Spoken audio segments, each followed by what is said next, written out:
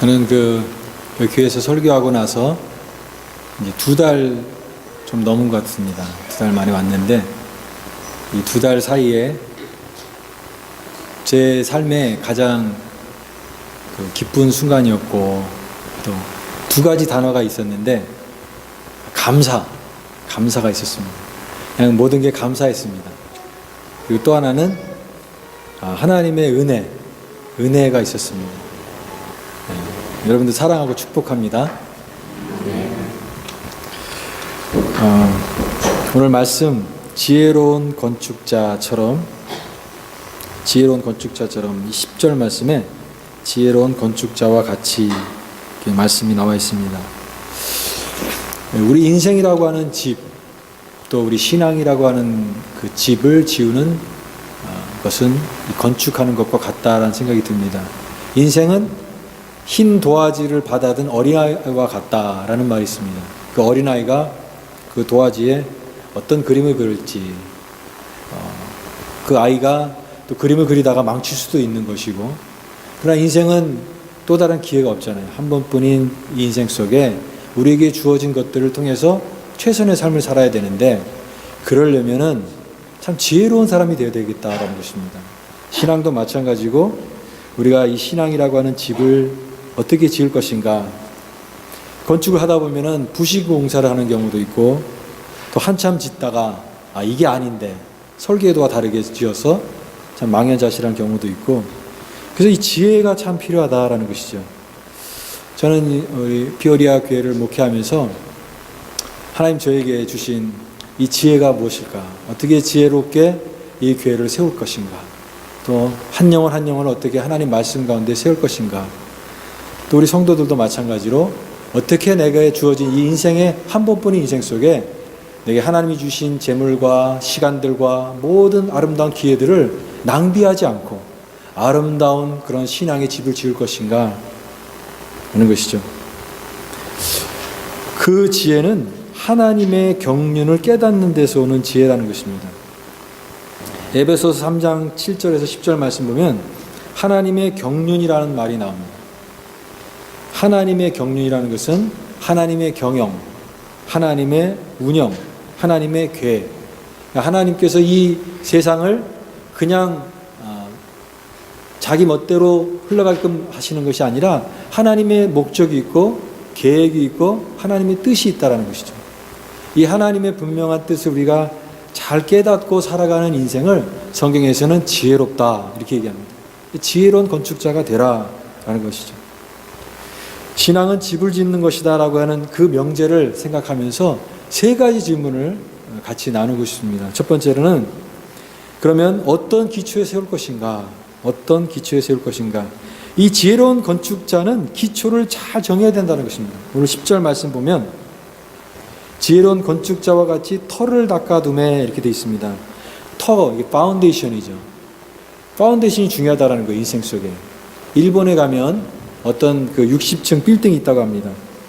근데 그 60층 빌딩 지하로는 4층의 지하가 있는데 60층 건물을 짓는 비용이 더 들겠습니까? 4층 지하를 짓는 게 더 비용이 더 들겠습니까? 예, 60층 위에 지상보다 4층 지하를 짓는 게 더 비용이 더 많이 든다고 합니다. 왜 그렇습니까? 그만큼 이 내진 설계라든가 이 기초가 부실하면 아무리 높이 쌓아도 지진 한 번 나면 다 무너질 수 있기 때문에 그 4층에 최대한 정성을 들여서 견고하게 짓는 것이 건물의 그 생명이다라는 것이죠. 마찬가지로 우리 인생과 신앙을 어디에 세울 것인가? 왜냐하면 기초가 없이 더 높이 쌓으면 더 높이 쌓을수록 더 위험한 인생이 될 수 있기 때문에 그렇습니다. 저는 이 교회 목회를 시작하면서 하나님, 그러면 제가 이 교회를 어디에 세워야 됩니까?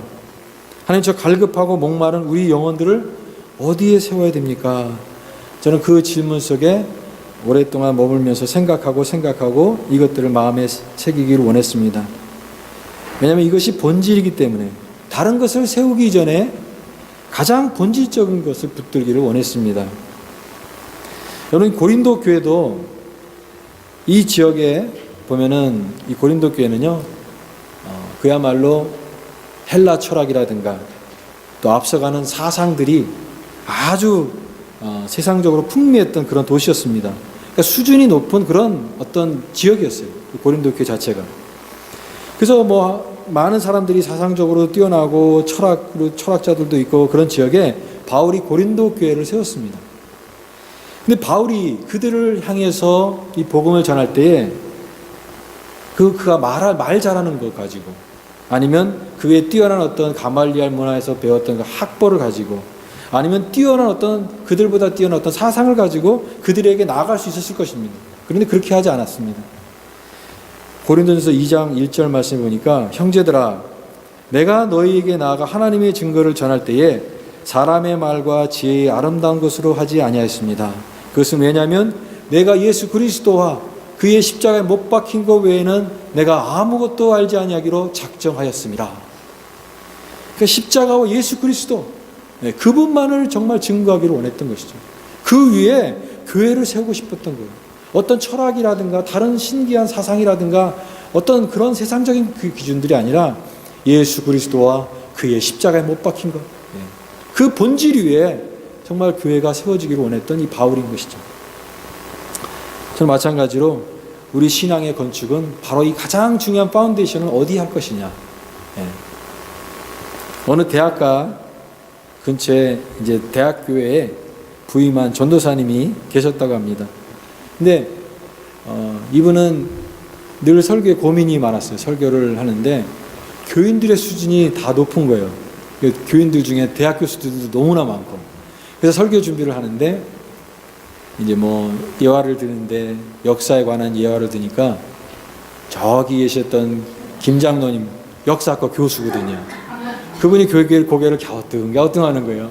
그러니까 내가 자신이 없는 거죠. 또 경제에 관한 그런 내용들을 조금 이렇게 얘기하려고 하면은 앞에 계신 경제학 교수이신 이 교수님께서 이렇게 고개를 또 이상하게 인상을 찌푸리고 계시니까 주눅이 드는 거예요. 그래서 설교 한번 준비하는데 너무너무 힘이 들어서 끙끙거리고 있더니 그 아버지가 들어오셨어요. 왜 이렇게 고민을 많이 하냐? 아버지 설교 준비하기가 너무나 힘들어요. 우리 교인 수준이 너무 높아가지고 너무 힘듭니다. 그러니까 아버지가 그렇게 얘기하셨대요. 얘야, 다른 거 전하지 말고 예수 그리스도가 우리의 구주되는 사실을 전하렴. 그러면 되지 않니? 그렇죠? 여러분 다른 거 전하는 게 아니에요. 그렇죠? 어떤 세상의 정보라든가 세상에 뛰어난 학문 사상들 우리 그런 정보들이나 내용들은 스마트폰에도 얼마든지 있잖아요. 근데 이 스마트폰의 정보가 우리의 인생의 목마름을 채워주지는 못하는 거거든요. 우리 인생의 이 목마름을 채워줄 것은 예수 그리스도의 십자가인 줄 믿습니다. 그래서 세상이 자기 지혜로 하나님을 알지 못한다고 했습니다. 세상에 많은 지혜를 가지고 하나님을 알 수 없다라는 거예요. 우리 영혼의 가장 깊은 그곳에 예수 그리스도, 그분의 십자가가 있기를 원하는 것입니다. 저는 말씀을 이제 전하게 될 터인데 무엇을 전할까를 고민하지 않겠습니다. 예수 그리스도와 그분의 십자가, 그분이 우리의 구수해주다라는 사실만을 전하기를 원합니다. 그것을 어떻게 효과적으로 전할까? 이거를 고민하는 것이죠. 그래서 말씀을 차가움이 아니라 제 심령 속에서 뜨거움이 되기를 위해서 기도하고 노력하겠습니다. 로이드 존스 목사님은 말씀은 논리인데 사람을 변화시키는 뜨거운 논리라고 했어요. Logic on fire라고 했습니다. 불붙는 논리예요. 하나님의 말씀이 불붙는 논리로 우리의 심령에 깊은 곳들을 터치할 때 우리 영혼이 변화가 일어나게 되는 것이죠. 여러분, 그러므로 교회는 교양을 쌓는 곳이 아니에요. 교회 와서 정보를 얻고 사회적 관계성을 하기 위해서 오는 것이 아닙니다. 어떤 사람은 이 신앙생활을 오래 하면서 많은 외형을 갖는 사람 같지만 그러나 이 기초가 없이 건물을 오래오래 많이 쌓는 사람도 있을 수 있다는 거예요. 여러분, 그런 인생 한번 상상해 보십시오. 외형적으로는 많은 것들이 있어요. 근데 보니까 기초가 너무너무 없는 그런 인생이 있을 수 있다는 거예요. 그러므로 여러분, 많이 아는 게 중요한 게 아닙니다. 교회를 오래 다녀서 교회 신앙생활에 익숙해지는 게 중요한 게 아닙니다. 예수 그리스도를 만나는 게 중요한 것입니다. 예수 그리스도를 개인적인 주님으로 만나 주님의 생명 안에 뿌리를 내린 그 인생, 그게 바로 지혜로운 인생이고 파운데이션이 분명한 인생이 되어야 된다는 것입니다. 11절 말씀을 같이 한번 읽어볼까요? 시작. 이 닦아둔 것 외에 능히 다른 터를 닦아둘 자가 없으니 이 터는 곧 예수 그리스도라. 예수 그리스도, 그 안에 온전히 우리의 기초를 세울 수 있는 지혜로운 건축자와 같은 우리 모두가 될 수 있기를 바랍니다. 두 번째, 신앙은 집을 짓는 것 같다라는 명제 앞에 두 번째 질문은 그러면 무엇을 재료로 할 것인가? 라는 것입니다. 무엇을 재료로 할 것인가? 신앙생활을 오래 하면 오래 할수록 우리의 신앙의 내용이 많아져요. 그렇죠? 근데 그 신앙의 내용이 과연 어떤 것이냐? 우리가 교회 생활, 교회 오래 다닌 것, 교회 생활을 많이 알고 익숙해진 것, 그것이 우리 신앙의 내용이 되어서는 안 된다는 것이에요. 나도 다 전에 그런 것들을 해봤다. 그런 것들이 우리의 신앙의 내용이 되어서는 안 된다는 것입니다. 우리가 살아가면서 그런 경험을 하죠. 이것저것 많이 뭔가를 필요한 것인 줄 알고 가져왔는데 정작 필요한 것은 딱 하나야. 나머지 것들은 그냥 다 쓸모없는 것들이에요. 그럴 수 있다라는 거예요. 아니, 내가 이런 것들을 다 붙잡았고 이런 것들이 다 내 신앙의 내용이라고 생각했는데 주님께서는 딱 한 가지만 필요했던 거예요. 나머지 것들은 그냥 다 쓸모없는 것이에요. 남는 게 아무것도 없는 그런 재료가 될 수 있다는 것입니다. 반대로 남들이 볼 때는 너무나 약하고 별 볼 일 없는 것 같아 보이지만 그게 진짜 진국처럼 남는 사람도 있을 수 있다는 것입니다. 2절, 12절 말씀에 그 집을 짓는 재료들이 나옵니다. 금, 은, 보석, 나무, 풀, 집. 이 재료들이 나오는데 그 재료를 가지고 이 터 위에 세운다 그랬는데 이 재료를 크게 두 가지로 우리가 생각해 볼 수 있습니다. 전반부에 나오는 금이나 은이나 보석은 값비싸고 견고한 것이죠. 그리고 다른 하나, 나무나 풀이나 집은 이것은 값싸고 허술한 것입니다. 무슨 차이가 있겠습니까? 내구성이 없어요. 나무나 풀이나 집은 이 내구성이 약해서 불이 나거나 이런 때 다 타고 없어져 버려요. 그런 것들입니다. 그래서 조그만 어려움이 있으면 다 녹아버리고 없어지는 그런 거예요. 허술한 것이다라는 것입니다. 그래서 이 원문에 보면 그런 자들은 큰 손실로 고통을 당할 것이다 이렇게 돼 있어요. 마치 그것을 내가 어떤 소중한 재료처럼 생각했는데 그것들이 다 사그러질 때 그 손실로 인해서 큰 고통을 당하게 될 것이다. 다 같은 게 아니라는 거예요. 순수하고 변하지 않는 영원한 것과 그에 비해서 무미건조하고 일시적인 것들을 비교함으로써 무엇이 진짜인가를 얘기해주고 있는 것입니다. 금이나 은이나 보석은 그 자체의 성질이 있지만 이 불순물이 없는 아주 순수한 결정체다라는 것이죠. 다른 것들이 섞이면 안 돼요. 다 그것들이 걸러져야 돼요. 걸러지고 순수한 결정체로 남는 것이죠. 여러분, 우리가 예수를 믿는다라고 하는 것은 내 안에 있는 나의 모습들이 자꾸만 이게 떨어져 나가는 거예요. 내 안에 있는 자아들과 내 안에 있는 세상적인 것들이 주님 안에서 다 빠져나가고 불순물이 다 빠져나가는 순수한 모습으로 남을 때 그게 하나님께서 인정하시는 그런 아름다운 재료가 된다는 것이죠. 그러므로 우리의 모난 부분들이 다듬어져야 됩니다. 여러분, 우리가 얼마나 예수를 믿으면서 내 기준대로 신앙생활을 하는지 모릅니다. 이런 얘기를 하는 사람이 있어요. 오늘은 예배 드릴 기분이 아니야. 이게 잘못된 말입니다. 오늘은 기도할 기분이 아니야. 잘못된 말이에요. 내 기준으로 신앙생활을 하는 것만큼 어리석은 게 없어요. 그 사람은 마치 화살을 아무 데나 쏘아놓고 거기다가 벽에다가 화살이 맞으면 거기다가 관역을 그려놓고 나는 백발백중이야 이렇게 말하는 사람과 똑같은 거예요. 아무도 인정하지 않죠. 마치 그와 같이 자기 기준을 가지고 신앙생활하는 것이 얼마나 어리석은 것입니까?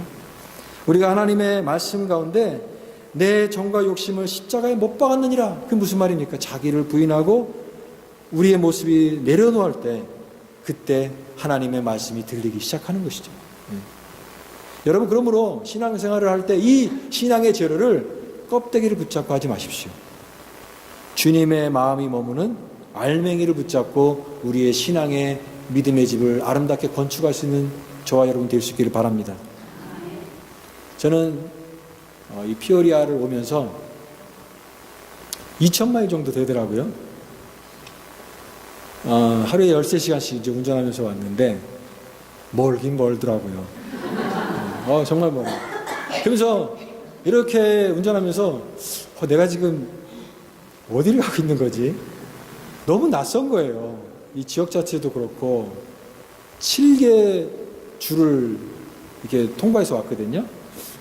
그 주 하나가 정말 남한 땅덩어리보다 더 넓으니까 그러면서 피어레에 왔는데 참 이 감격도 있었지만 참 낯설다.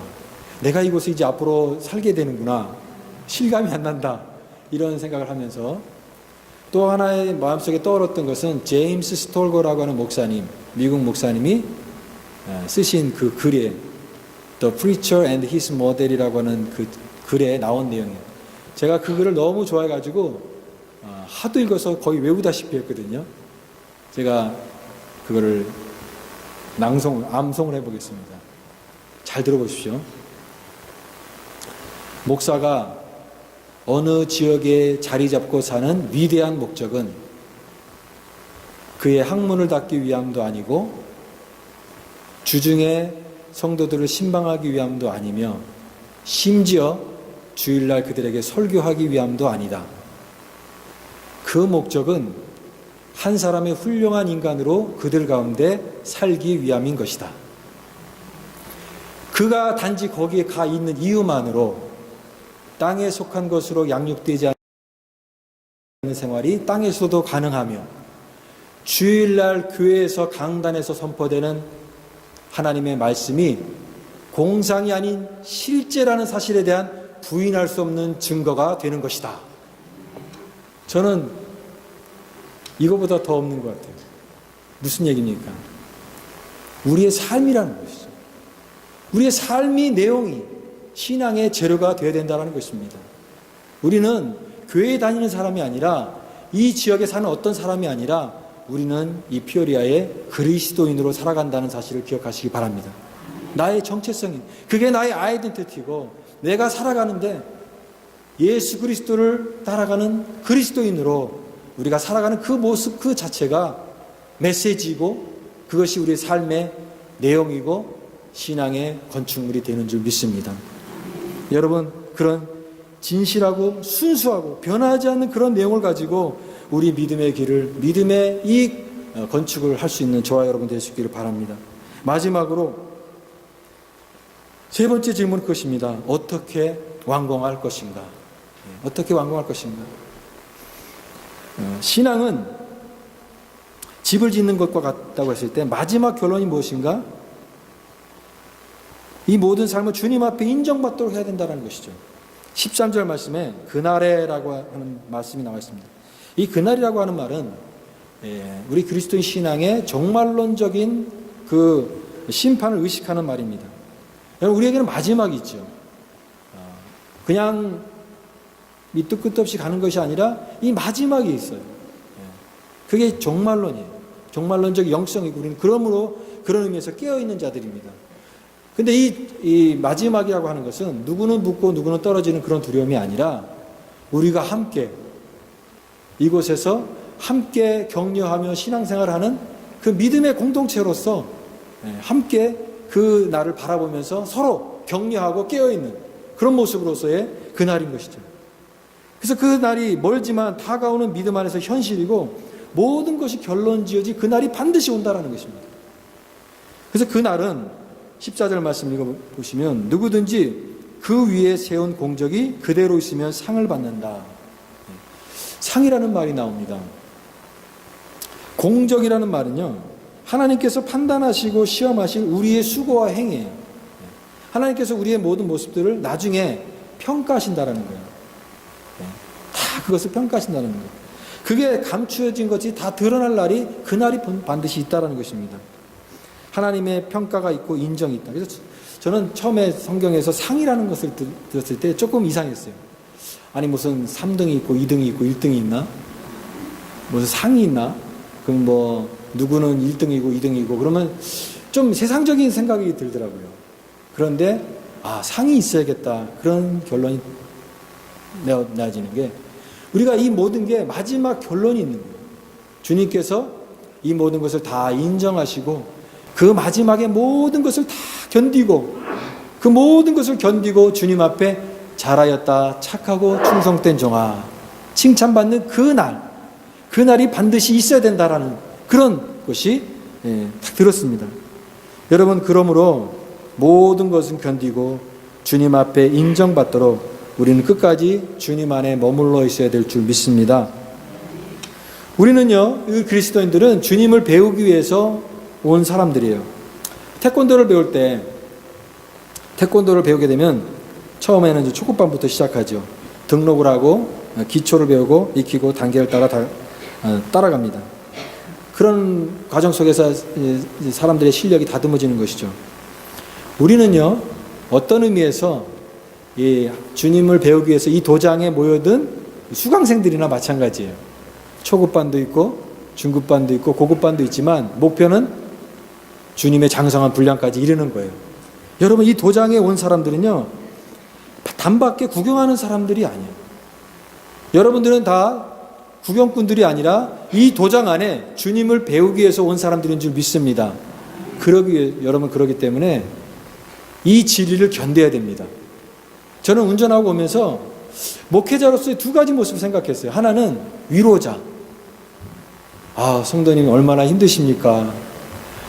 위로하고 사랑하고 품어주고 그런 따뜻한 목양자의 모습을 생각했어요. 근데 두 번째 모습은 뭐냐면 깨우는 사람. 첫 번째 모습은 저 힘들어요. 성도님 힘들어요. 그러면 그래요. 얼마나 힘드세요. 더 주무세요. 그런 위로하는 거거든요. 두 번째 모습 무엇입니까? 영적으로 깨우는 사람이에요. 깨어나라. 일어나라. 우리가 지금 영적으로 이렇게 있을 때가 아니다. 우리가 이렇게 사는 것이 우리의 모습이 아니다. 영적으로 깨우는 사람. 저는 영적으로 깨우는 사람이 되기를 원합니다. 물론 위로도 하고 사랑도 하고 여러분들 정말 한 사람 한 사람 얼마나 사랑하고 싶겠습니까? 그러나 이 사랑의 모습과 함께 정말 내가 해야 될 사명은 영적으로 잠든 영혼들을 깨우는 하나님의 말씀과 기도로 깨우는 그런 믿음의 사람이 되기를 원합니다. 왜 그렇습니까? 그날이 있기 때문에 그럽니다. 그날에 우리가 다 주님 앞에 서야 되기 때문에 그날에 다 나고자 없이 한 사람도 나고자 없이 다 주님 앞에 다 온전히 그 모든 세월들과 그 모든 어려움들을 다 견디고 주님 앞에 신실하게 서 있는 믿음의 사람들이 되어야 되기 때문에 우리는 그렇게 깨어 있어야 될 줄 믿습니다. 그래서 저는 이 상을 받으려면 주님으로 인정을 받아야 되는데 그러려면 잘 마친 삶이 되어야 된다라는 겁니다. 잘 마친 삶. 굿 스타트. 잘 시작하는 것도 중요하죠. 시작하는 사람들이 다 좋은 시작을 하잖아요. 많은 사람들이. 그러나 잘 마치는 사람은 많이 없어요. 굿 스타트도 중요하지만 finish well이 더 중요한 거예요. 인생은 잘 마친 인생이 성공자예요. 아무리 시작을 좋게 해도 화려하게 해도 중간에 흐지부지 되는 사람이 있어요. 잘 마치지 못하고 중간에 그만두는 사람이 있어요. 여러분 건축도 보십시오. 건축을 할 때 건축하다가 어려움이 있어가지고 중간에 그만둔 건축 지나가다 보시면 얼마나 그게 흉물입니까? 마찬가지예요. 믿음을 잘 아름답게 세워야 되는데 중간에 흐지부지 되고 마지막을 잘 마치지 못하고 마지막이 좋지 못한 그런 인생은 안 된다라는 거예요. 잘 마친 삶. 우리는 에베소서 말씀처럼 너희도 하나님의 거하실 처소가 되기 위하여 예수 안에서 함께 지어져 가느니라. 우리 피오리아 교회는 서로 믿음의 성도들이 함께 지어져 가는 그래서 잘 마친 삶 그런 믿음의 성도들 되시기를 주님의 이름으로 축원합니다. 때로는 여러분 굉장히 힘든 고난도 있을 것입니다. 긴 기다림의 시간도 있을 것입니다. 주님 언제까지 기다려야 되죠? 그러나 여러분 기다림은 가만히 있는 것과 달라요. 기다림은 오는 것을 간절히 기다리는 사람은요 맞이할 준비로 나를 잘 준비하는 사람이에요. 나를 응축하고 그런 의미에서 기다림은 실천이고 다가오는 것을 향해서 다가서는 거예요. 그 다가서는 과정 속에, 기다림 속에 사람의 내면이 성숙되어져 가는 거예요. 우리의 내면이 변화되는 거예요. 우리는 언제까지 기다려야 될까요? 우리 자신이 변화될 때까지. 정말 너 하나님의 사람아, 그렇게 바울이 말한 것처럼 우리 모두가 하나님의 사람이 될 때까지 우리는 기다리고 우리 자신을 변화시키면서 하나님 앞에 준비된 모습으로 깨어 있어야 될 줄 믿습니다. 그래서 이 모든 것을 견디고 주님 앞에 서 있는 사람이 되십시오. 사랑하는 여러분, 우리는 그런 사람이 되기를 원합니다. 그날의 사람이 되기를 원합니다. 한 번뿐인 인생 속히 지나가리라. 그러나 오직 그리스도의 일만 영원하리라. 그 영원한 주님의 나라를 바라보면서 그 한 점을 향해서 충만하게 달려갈 수 있는 우리 모든 믿음의 성도들 될 수 있기를 바랍니다. 그날에 우리가 하나님 앞에 서 있어서 아름다운 우리의 믿음의 건축을 주님 앞에 드리면서 주님 앞에 잘하였다, 착하고 충성된 종아, 이 모든 것을 다 견디고 네가 내 앞에 섰구나, 그런 인정받는 우리 교회와 우리 모든 믿음의 성도들 될 수 있기를 다시 한번 주님의 이름으로 축원합니다. 기도하겠습니다. 살아계신 하나님 아버지, 감사합니다. 주님 앞에 저희들이 지혜로운 건축자 되기를 원합니다. 우리에게 주신 시간과 우리에게 주신 물질과 우리에게 주신 모든 아름다운 기회들을 낭비하는 인생이 아니라 아름다운 건축으로 우리의 믿음의 건축을 세우며 하나님 앞에 잘하였다, 착하고 충성된 종아 칭찬 듣는 믿음의 성도들, 우리 교회 될 수 있도록 은혜를 더하여 주옵소서. 감사드리며 예수님의 이름으로 기도드리옵나이다. 아멘.